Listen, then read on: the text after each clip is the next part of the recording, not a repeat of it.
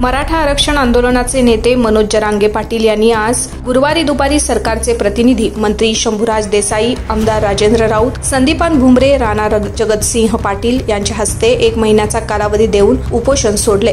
त्यावेळी त्यांनी काही मागण्या सांगितल्या होत्या, त्या देसाई यांनी आपल्या डायरीमध्ये नोंद करून ठेवल्यात।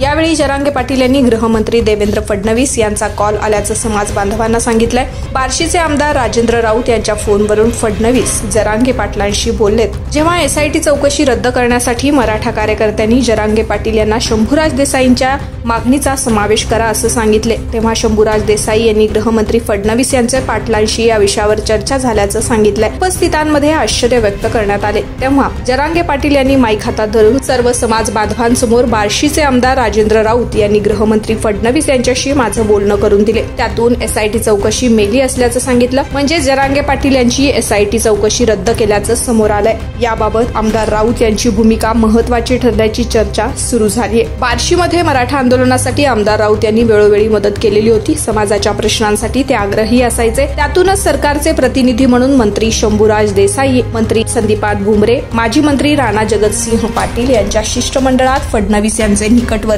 आमदार म्हणून राऊत यांची वर्णी लागली होती। मनोज जरांगे पाटील यांनी उपोषण स्थगित करावं यासाठी समजूत घालणाऱ्या टीममध्ये राऊत यांचा पुढाकार होता। मराठा समाज जरांगे यांच्या एसआयटी चौकशीवर मोठ्या प्रमाणावर नाराज झालेला होता। हे ओळखून राऊत यांनी फडणवीस यांच्याशी फोनद्वारे बोलणे करून हा विषय संपवला। समाजाची नाराजी दूर करण्यामध्ये राऊत यांचा हा प्रयत्न यशस्वी झाला अशी चर्चा मराठा समाज बांधवात सुरू आहे।